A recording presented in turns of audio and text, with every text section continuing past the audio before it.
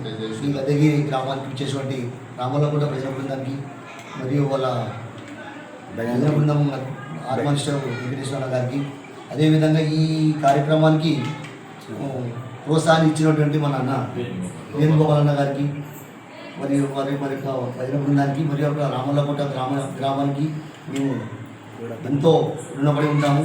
ఈరోజు ఈ కార్యక్రమం ఇంత దిగ్విజయంగా పూర్తి కావడానికి కారణం వీళ్ళిద్దరు సహకారంతో.